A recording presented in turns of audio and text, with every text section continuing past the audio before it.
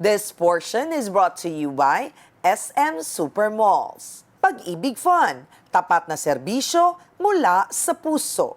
House Talk Inc., where your stories begin. Kilalanin naman natin ang isang MAAP alumnus na ngayon ay isa ng Navy officer. I am Ensign Maverick M. Madres, Philippine Navy, 27 years old, from Imus, Cavite, and graduated ako sa MAAP Class 2020. Malaki ang impluensya ng pamilya ni Maverick sa kanyang pag-aaral sa MAAP. Hindi ko talaga first choice mag-seafarer, mag-take ng marine transport. Yung mother ko kasi, employee siya sa MUSU. And ilang beses na rin siya nakaka-attend ng mga graduations. So, parang since senior, na ako, last year ko na sa high school, nagtanong lang siya na kung gusto ko mag-try.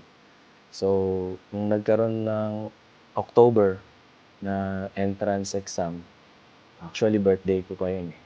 Tapos, ayun, nag-try lang ako. And fortunately, pumasa naman. So, ayun, naano ko na lang din, since scholarship din. So, malaking tulong din para sa parents.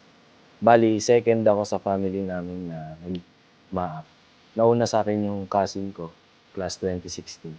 And nung pumasok siya, parang undecided pa rin ako na kung magta-try talaga ako. Eh, since nakita ko rin naman, nag-enjoy siya dun. And maganda naman yung experience, tsaka nakikita ko naman yung career character growth niya. So, sabi ko, magandang opportunity na mag-try sa mga. Nang makapasok sa akademiya, nahirapan si Maverick na makapag-adjust. Nung fourth class ako, transition stage siya eh. More on civilian life to semi-regimental. So, parang medyo nabigla lang kasi syempre chill lang yung high school. And then papasok ka sa semi-regiment na academy. Medyo na-shock ako. Kami rin siguro ng mga classmates ko nung una. Pero masaya siya kasi sama-sama naman kami. Kumbaga, yun lang, parang best experience lang siya. Until now, pag nagkakasama kami ng mga classmates ko, hindi naman napag-uusapan. Ngayon naman, kasapi si Maverick sa Philippine Navy. Bali ngayon, nag-start kami March 2024. So, magto 2 years na kami this March. And simula pag-graduate ko sa pre-entry school sa Navy, na-assigned ako more on personnel management sa mga one. So, parang basically para siyang HR kung sa mga civilian. So, we handle the career of other officers and enlisted personnel. Since nag-graduate ako, dun ako na assign na branch. And ngayon, currently nasa ako ngayon, Offshore Combat Force.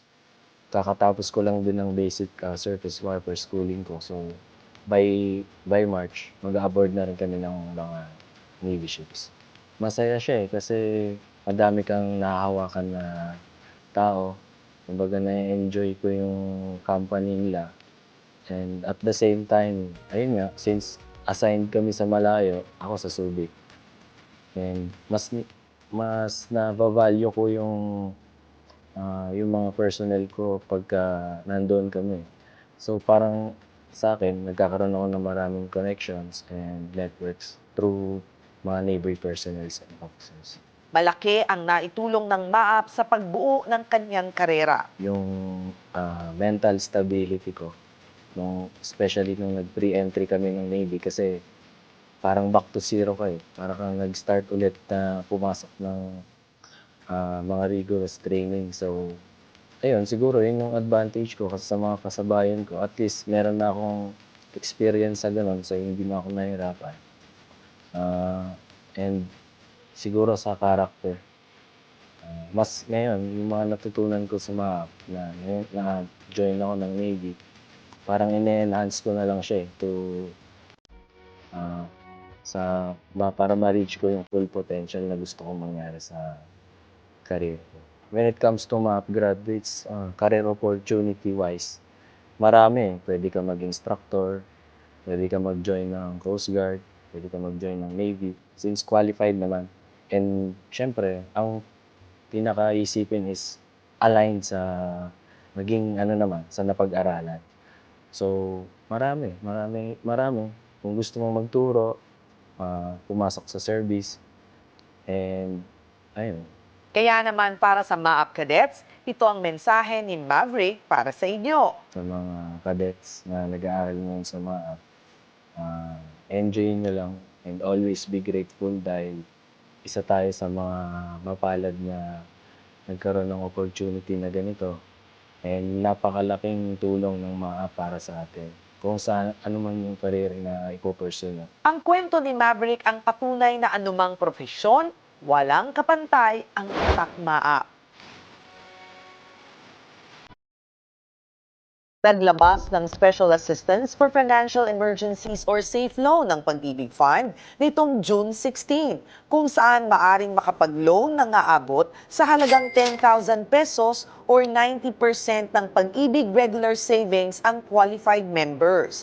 Layunin itong magbigay ng cash assistance para sa mga miyembrong apektado ng krisis sa gitnang silangan. Ang SAFE Loan ay may interest na 5.95% per annum na maaring bayaran sa loob ng 1, 2 o 3 taon. Para naman sa mga miyembrong may existing Pag-ibig Multipurpose Loan or Calamity Loan, maaari pa rin kayong kumuha ng Safe Loan Assistance kung pasok pa ito sa 90% limit ng Pag-ibig Fund savings na pwedeng hiramin. Matatandaang noong April 2026, naglabas din ang ahensya ng Special Benefits Package kung saan pinayagang i-withdraw ang Pag-ibig Fund Regular Savings or MP2 Savings na mas maaga sa maturity period nito para sa mga miyembrong naapektuhan ng Middle East crisis. Maaring mag-apply ng Safe Loan hanggang September 8, 2026.